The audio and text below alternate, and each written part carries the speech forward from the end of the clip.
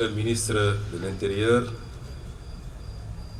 Monsieur le général de corps d'armée, chef d'état-major des armées, général des armées, Monsieur le général de division au commandant de la gendarmerie nationale et directeur de la justice militaire, Monsieur le général de division, inspecteur général des forces armées, Monsieur le vice-amiral, chef de l'état-major particulier, de son Excellence, Monsieur le Président de la République, Monsieur le général de brigade, commandant la brigade nationale des sapeurs-pompiers, Madame, Messieurs les officiers généraux, Monsieur le colonel, commandant la zone militaire numéro 1, Monsieur les officiers, sous-officiers et militaires de rang, et militaires du rang, chers grands anciens, mesdames et messieurs, chers invités à vos rangs, titres et qualités. Tout à l'heure, après la projection du film, je me suis retourné vers Monsieur le Semga pour lui poser la question de savoir est-ce que ce film serait projeté à la télévision nationale et dans tous les autres médiums. Il m'a rassuré en me disant que c'était la première et que ça ferait l'objet d'une large diffusion. J'ai posé cette question parce que les Sénégalais aiment leur armée nationale. Ils l'aiment plus que toute autre institution, tout groupement et toute individualité. L'armée nationale est certainement l'un des ciments les plus forts de notre consensus national. C'est donc avec un plaisir et un grand sentiment de fierté que je me joins aujourd'hui à vous, Monsieur le ministre des Forces armées, accompagné des membres du gouvernement, pour présider cette cérémonie officielle de lancement de la campagne nationale de solidarité au profit des militaires blessés de guerre et des invalides. Je voudrais d'emblée saluer cette belle initiative du chef d'état-major général des armées qui a très vite rencontré l'onction de son Excellence, Monsieur le Président de la République, Bassirou Diomaye Diakhar Faye, chef suprême des armées.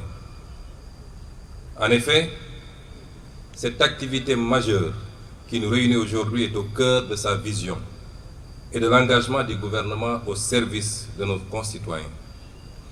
Cette initiative incarne les valeurs de patriotisme et de solidarité qui guident au quotidien nos actions et notre engagement citoyen.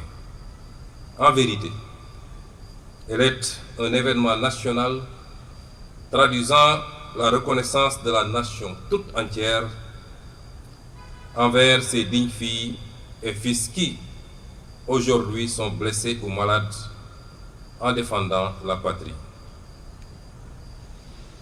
Lorsque M. le ministre des Forces armées m'a saisi pour me demander de présider cette journée, ma première réaction a été de tiquer un peu. Et ma réponse était de dire qu'à mon regard, cet événement c'est tellement important qu'il méritait d'être placé sous la présidence effective de son Excellence, Monsieur le Président de la République, chef suprême des armées.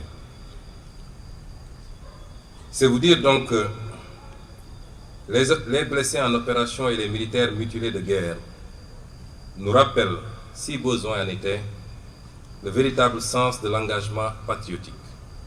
Ils ravivent la mémoire de nos compatriotes, issus de toutes les forces de défense et de sécurité, tombés au champ de l'honneur pour la souveraineté de notre pays, sa sécurité et la protection des populations et de leurs biens. Je m'incline donc pieusement devant leur mémoire et réitère toute ma compassion à leur famille. Partout où ils reposent, que la miséricorde du Seigneur les accompagne. Ils nous démontrent surtout, par l'exemple, le besoin de développer une grande résilience au niveau individuel et sur le plan national, dans un contexte international de plus en plus complexe et imprévisible. À ce titre, je rends un vibrant hommage à nos forces de défense et de sécurité pour leur engagement sans faille, en tout temps et en tout lieu, auprès des populations, afin d'assurer la défense de notre territoire national, et ceci au prix de leur vie. Pour cette raison,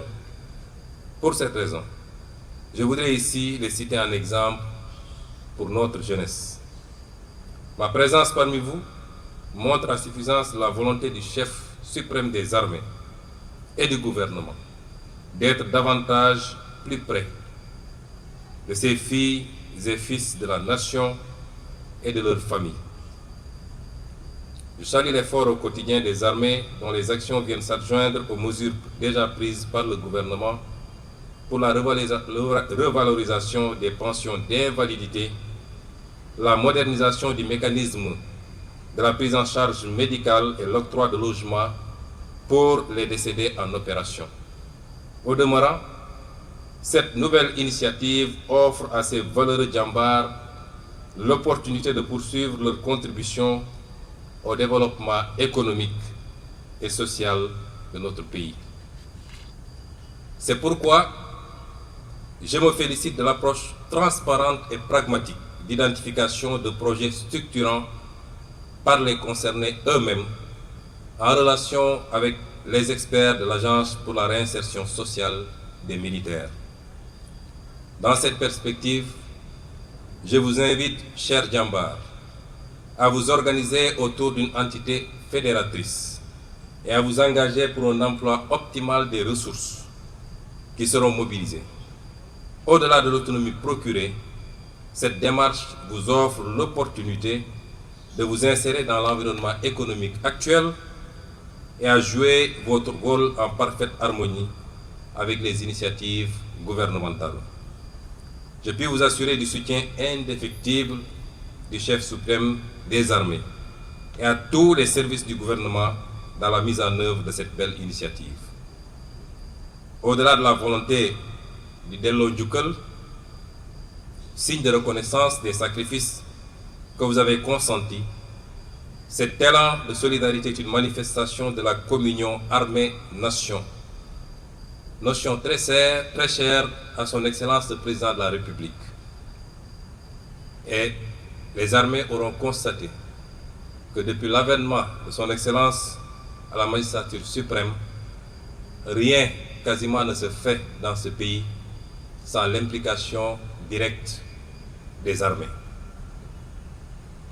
Une valeur cardinale traduisant toute la fierté de nos compatriotes pour le professionnalisme de leur armée et qui constitue un véritable levier de construction citoyenne. Ainsi, j'invite tous nos compatriotes,